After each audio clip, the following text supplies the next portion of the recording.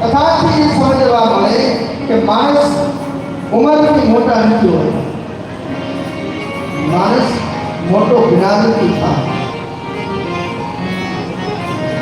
અહીંયા ઘણા ઉંમરલાયક સંતો હતા તો એ વંદન કરે. કોને વંદન કરે? બાળકને નહીં, એના જ્ઞાન.